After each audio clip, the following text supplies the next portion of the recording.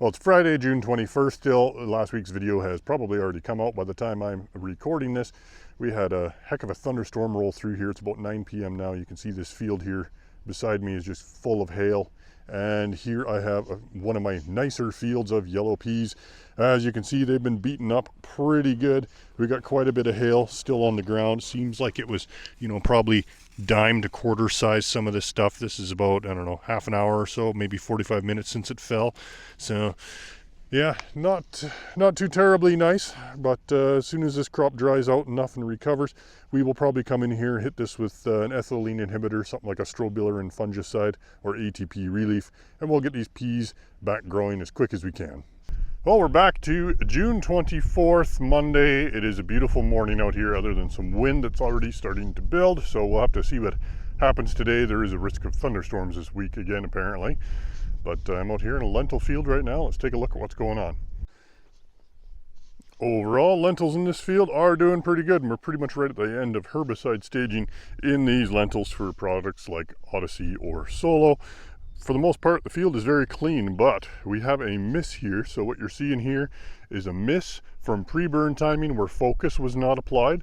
And you can see we have an absolute mat of Russian thistle here. And then where the focus was applied, nothing. So nothing else has been applied in here since then. So that is that's a pretty good check strip, if I do say so myself. Lots of growth in the barley in the last week. This field, we are at flag leaf staging here now. So we've got lots of little flag leaves starting to poke out. Things are looking pretty good. It's pretty much doubled in height in the last week. Row closure is pretty much complete and we're filling in. So things here are off to a great start. We'll see how things go. Still a little ways away from seeing head emergence in some of these. Here we have some canola that got hit pretty hard in Friday's storm. You can see this got beaten up by some hail pretty good. So it is already putting out new growth, starting to grow. Growing points should all be perfectly fine. We still have to come in here and hit this with its first shot of Liberty. So we're going to do that in the next couple days. We'll probably throw some ATP relief, some fertilizer in as well. Get this stuff going and getting healthy again. This pea field is coming along pretty nice, looking pretty good. We're just at the pre-bloom stage now. So you can see this one is trying to push out one bud here, and you can start to see buds forming on some of the other ones. So we're gonna start blooming here relatively soon. So fungicide timing will probably be later this week, early next week when we see those first blooms. Oh, here's the south side of that same field, and it looks quite dramatically different because this is where that severe hail came through on a Friday night. So there's some limited signs of regrowth here. There is some new growth. They are trying to go ahead and bloom. However, they got to do quite substantial rebuilding. Some of the bottom leaves down at the bottom are still in okay shape, but the rest of them is pretty bruised and banged up and getting crispy to walk through. So we'll probably come in, we'll hit all this with a fungicide, throw in some ATP as well. At the same time we do the north side of the field that's in the pre-bloom situation. Here in this durum field, you can really see the effects of doing pre-burn properly for one reason or another. There's about an 8-foot wide strip in this field that did not receive its pre-burn, and you can see just how important that was. The downy brome in this field is so heavy that if the field had not been sprayed for downy brome, then our yield would essentially have been reduced down to zero. I mean, there is still some durum in here, but you can see it's extremely stressed. It's trying to push out heads already. It's being suppressed really, really well by that downy brome. Here I am back at that wheat field where we sprayed Supreme a couple weeks ago to control some volunteer alfalfa because this was a hayfield last year. And you can see in this mist seeding strip here, you can see we got some rather mixed results. Overall, we're getting pretty good activity on the alfalfa between the Lontrell and the haloxifin components. Those group 4s are working slowly but surely taking down a lot of this alfalfa. But as you can see, a lot of that kochia is still pretty nice, green and healthy. Some of it is dying or dead, but there's a alarming amount of it that is still in pretty good shape in here. Just checking out some corn for weed control timing. As you can see, we have not got this sprayed yet and we desperately need to. And I'm finding some moths in this field. Oh, there goes one there. Shit, where'd he go? And I'm really hoping that they are not corn borer moths. I'm going to try to catch one here, which I will probably have to put the camera down for. See if I can catch one and get it identified. We haven't had corn borer problems in this area for a while, but these moths have me a little concerned.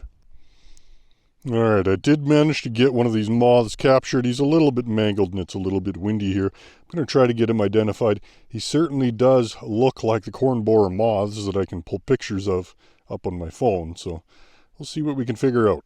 Well, after looking at some pictures online, it does indeed look like those are European corn borer moths that I am finding out here. So now the thing to do is to start looking at the underside of these leaves, seeing if there's any egg masses. Each adult moth can lay 2 egg masses a day for about roughly 10 days before they die from a ripe old age of, 10 days or so.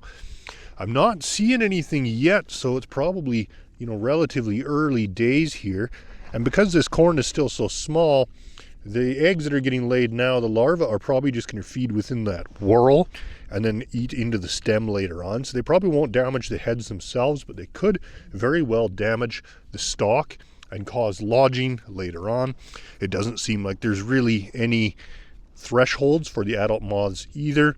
Most of the thresholds are for larvae that are found in the field. So I think, potentially spraying out those moths, we might do more damage to the beneficials than we actually do to the moths. So we'll have to see what happens in here. This interesting looking field I first spotted last week. This field was bright yellow, and we had sprayed Axial Extreme and Talinor in here. So here I'll put in a picture or a video of how it looked last week. Anyways, this field now is looking much, much better. I believe that we did have some flashing in here, basically due to the weather at the time being relatively cool, especially at night. The wheat was not able to metabolize it quite as effectively as it should have. In comparison, the barley that was sprayed at the same time was perfectly fine, absolutely no symptoms at all, but barley is able to metabolize and continue growing at lower temperatures than wheat is. So that's probably what we're seeing as the difference here. Regardless though, it doesn't seem to have affected the wheat very much at all. It immediately started to put out fresh green leaves, which you could start to see last week already and are out pretty good now. We might still see the odd little bit of burn on some of these lower leaves down here, but that'll disappear in the canopy. Give this another 4 or 5 days and you probably won't see any sort of residual damage at all because the new growth will cover it over. Here in this barley, you can see we have some leaves that are looking a little bit washboardy. I'll try to zoom in on this here. I've had a few questions about this week. It quite commonly turns up in barley, and really what it is, it's like the plant's version of growing pains.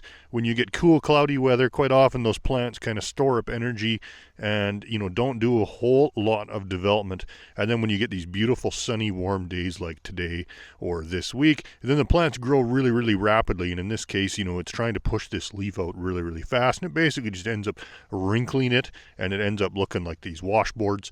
There's nothing wrong with it. It's not going to hurt anything. It's just the way that it's developing. Pretty normal to see it. Very interesting effect going on in this field of lentils. I just found this circle right here. It looks like a fairy ring. And when you go into it, you can see the lentils are kind of stunted right around the edge of the ring. They're significantly smaller than the ones both inside and outside of the ring.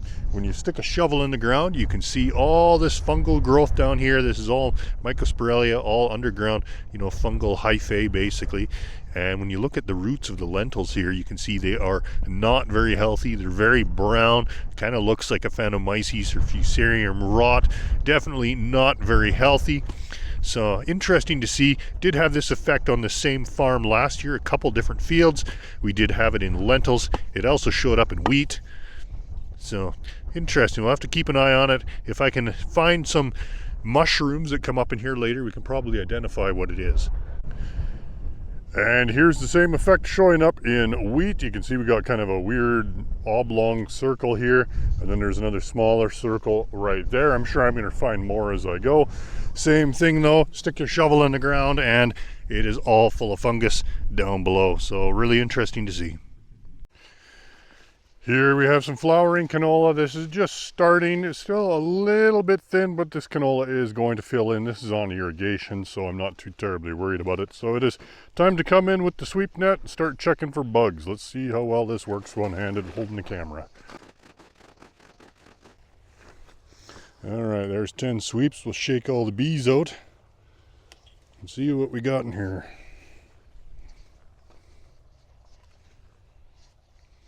Now with the price of canola where it is, weevils, we should probably be somewhere around the 20 mark. And you can see we still got quite a few flea beetles in there. I don't even have to count those weevils to tell you that there is definitely more than 20 in there. You know, we're probably at, I would guess, maybe 40. And 5 or 6 ligas, adult ligas. Now technically ligas, there is not really much of a threshold at this point, but you can combine them with cabbage seed pod weevil, take care of the adults now, and hopefully you won't have young ligas later. But for right now, I'd say this field needs to be sprayed, and it's at a good point where we might as well do a fungicide as well, protect this flowering canola. Well, lots of the fall rye is being silaged this week. Silage season is in full swing at the moment. This particular field has already been reseeded into oats, so time to break out the seed row tool again, which I haven't had to use for a little while. See where we're at. You can see our soil here is pretty dry. Yeah, there we go. There's some oats. So these guys, if we get some water on this, they'll be up and out of the ground pretty quick. We'll be seeing emergence here next week.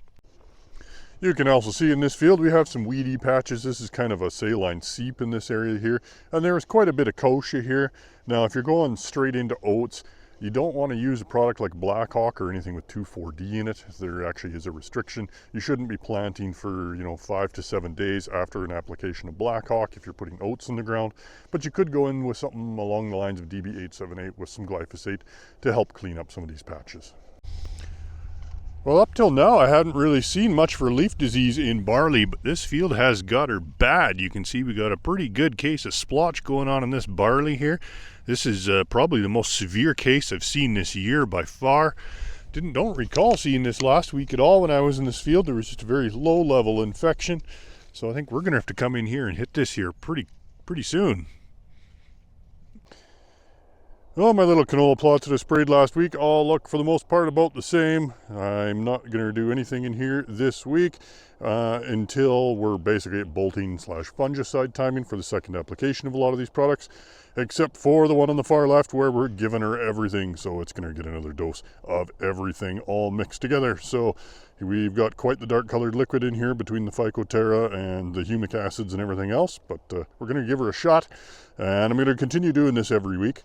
And we're either going to kill the canola or turn it into a super plant. We'll see. Well, that'll be it for this week. I hope you guys all have a good long weekend, although I'm sure quite a few of you are probably still going to be spraying. Next week, I think we're going to see a whole lot of flowering canola, and we'll be dealing with all the bug problems that come along with that. So we'll see you next week.